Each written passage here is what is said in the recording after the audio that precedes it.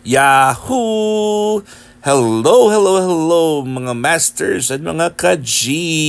Good morning, good morning, good morning, good morning Philippines and all Asian countries. At kung saan ka man lupalop ng ating daigdig, ay good morning, good noon, good afternoon, good evening at good night na po sa ready ng matulog. At sa mga kaya-kaya pa, hingin ko lang muna sa inyo ang inyong 12 minutes para sa ating All About G, the green, the girly, cutie patuti iguana daily vlogs, Monday edition. At syempre, dahil Monday po ngayon, kakatapos lang po natin ng ating tatlong events kagabi, kahapon, Sunday.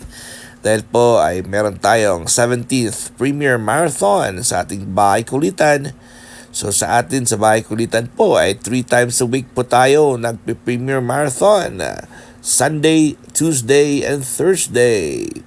So syempre ako po ang nag-host sa batch 1 kahapon from 12 noon to 5 p.m.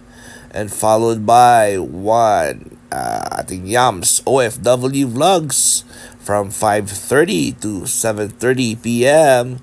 And ang ating last batch, third batch, every Sunday, ang aking Beshi Merle Stanley Vlogs. Ang kanyang schedule naman po ay 8 to 10 p.m. Yan po ang schedule every Sunday. At ako po ay taus-pusong nagpapasalamat po sa lahat. Dahil kung hindi po sa inyo ay hindi nagiging successful ang ating mga events, lalo na po ang ating mga Premier Marathons. So sa lahat ng mga nag-premiere, sa lahat na nagpa-replay, at syempre sa lahat po ng ating mga members ng Bahay Kulitan, Team Puyaters, Team One Love, Team Gapangan, at syempre ang ating D Puyaters. Ayun po, kasama natin yan sa ating Bahay Kulitan. Ayun, and then ang ating events, syempre sa lahat ng mga kaibigan natin at mga supporters natin, ay hindi ito naging successful kung wala po kayo, dahil po kayo ay nagdadagdag ng kulay sa aming buhay, dahil kayo po ay nagpapasaya sa amin, dahil po kung kami-kami lang po at tayo-tayo lang po sa ating team ang manonood, ay ganun lang po ang number of views na makukuha natin. At syempre maraming salamat sa inyo sa mga nagla-live at nagpapasugod. Syempre nagpapasugod sa ganung oras sa ating live ay ang ating Inday Dayag, si Maymay, si Bro George. At prior to that ay nagpapasugod din po ang ating Bro RMG Bernard. Minsan si Bro pa B-Boys.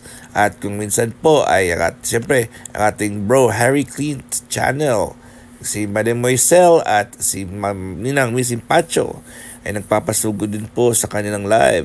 At syempre, at hindi natin ito yung madideny ang sa tulong din po ng ating Team Love and Care ni Mama Marta Zumblas. At sa Team Tanod, ayun, napupunta din po sila sa atin. Ayun, at malaki pa talaga yung tulong pag nagpapasugod-sugod, dahil po ay umiiba talaga ang number of viewers at syempre yung comment section ay nagpupuno po. Pasensya na po at ako'y naantok dahil po sa ating yung si G natin ay gustong lumabas na naman, kaya po ay naayos lang natin. So ako'y naantok, syempre natural, naantok tayo, di ba? Ibang araw akong gising kahapon, pero good, mabuti na lang po at ako'y nakatulog. Hindi na po ako pagtapos. Natapos ko yung akin, pero hindi na ako pumasok kay Yams OFW Vlogs at kay Beshi Merle dahil sobrang nantok na talaga po ako at nag-excuse naman ako sa kanila. Siyempre buong araw po ako nagtatrabaho. Ayun si G natin, tingnan mo, huhulugin niya yan. Ay naku, nasabi ko na nga ba G, kasi hindi ko pa nalagay kasi nantok na ako. Ayun, aking isip po ay lutang, kaya hindi ko pala na-clip, kaya nahulog ang pagkain ng G natin. Oh my, gulay talaga. Alright, so ayun po. At every Tuesday naman po ay may ang ating next na premiere. Every Tuesday meron tayong 3 batches. Siyempre ang ating Miss Ann Hombre Bueno Vlogs. Hombre Vlogs lang pala. And then ang ating second batch, ang ating Inday Ana vlog, and followed by the third and the last batch for every Tuesday, si Doc Zedaida Portion Club. And then every Thursday, meron tayong 4 na batches. So sa first batch ay naka-reserve po yan. Either si Bro Mema Sabe or si Madam Razel Williams. Dalawa po sila ang nagde-decide kung sino sa kanila mag-host. Basta naka-reserve po sa kanila ang Thursday, 1 to 3 p.m. na slot. And ang ating second batch ng Thursday ay ang ating regular batch at regular host na si Rowena Millares TV na kasalukuyan po ay nagdadalamhati pa at dahil kasi kakamatay lang po ng kanyang daddy. So nandyan sila sa Pilipinas at mabuti na lang po at sa oras na nangangailangan po yung daddy niya ay nasa Pilipinas siya sa bakasyon. Unfortunately po ay nagkasakit po at ayun na hindi talaga natin kontrolado ang ating buhay. Kaya po ay blessing in disguise na rin po at hindi po siya nahirapan na syempre masakit din po pag namatayan ka at hindi ka nakauwi, di ba? So yun po ay before po nangyari yan ay nakasama niya pa at saka yung daddy niya at na-witness siya talaga kung paano po nag-degrade po ang health. So I guess na mas maganda ang feeling na ganyan na involved ka at walang konsensya na nakatulong ka at nakapag-serve ka bago pa nawala ang iyong mahal sa buhay, di ba mga masters? So ako talaga, positive side talagang tinitingnan ko, di ba? Siyempre, pag mayroong nangyayari sa buhay natin, ang aking ma-advise lang po talaga is always look at the brighter side. So, may mga reason talaga yan.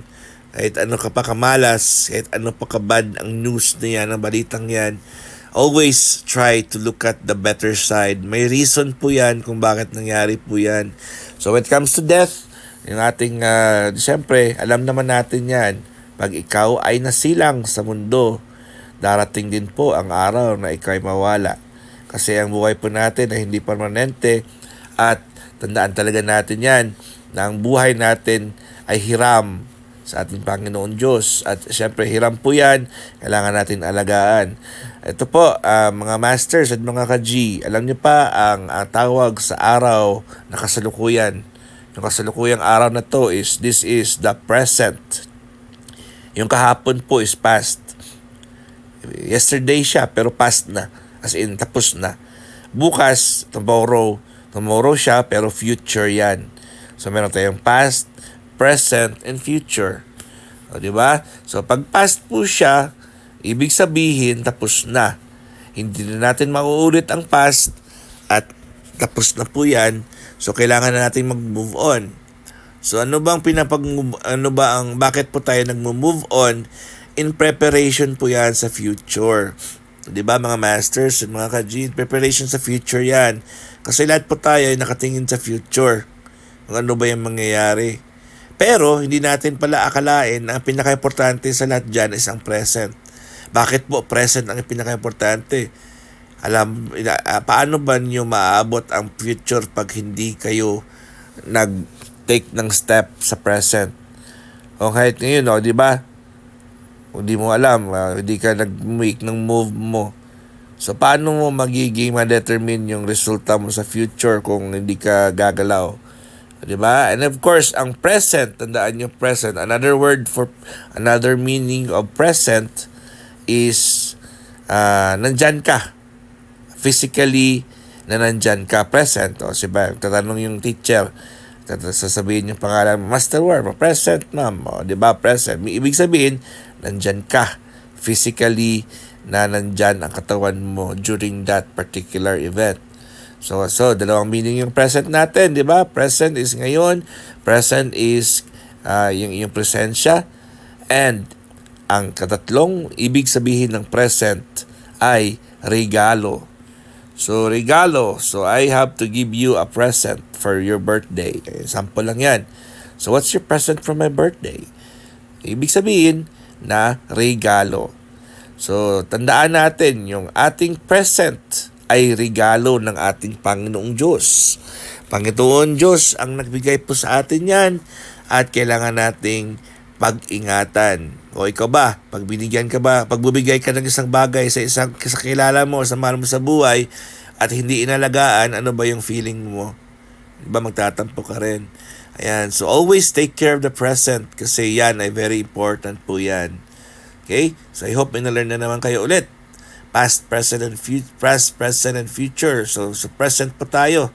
Dahil ang present ay very important. Mag-ingatan po natin yan dahil yan ang mag-determine kung gaano tayo maging successful sa ating future. At kailangan natin kalimutan ang ating past within our present. So ngayon, choice po natin. Nakalimutan natin yung nakaraan. Hindi natin pwedeng balik-balikan yan at syempre sasakit ng yung dibdib mo dyan pag sa present ka, sa past ka mag-dwell. Right. So syempre, yun po ang ating third batch natin every Thursday, ang ating Drayson Mabunay PWD Vlogs, and ang ating last batch sa Thursdays, ang aking BFF Ari Mundinga and Kotik Channel. So Tuesday, Thursday, and Sunday pala. Tuesday, Thursday, and Sunday ang ating Premier Marathon, and every every other Saturday, try po natin ang ating purong-purong walwalan at dut-dutan. Ilalunch po natin yan this coming Saturday. Bantayan lang po nyo. Siyempre, yan ang ating show para sa ating mga kasamahang merong kapansanan ng mga PWDs. Hanggang dito lang po tayo mga masters, ha? At ako po ay 12 minutes lang pala. Ako po ay lubos-lubos na nagpapasalamat po sa inyong lahat, sa inyong pure love and support sa aking channel, Master Worm, and syempre sa ating G, the Green Girly, Kitty Patuti Iguana. God is great! Yahoo!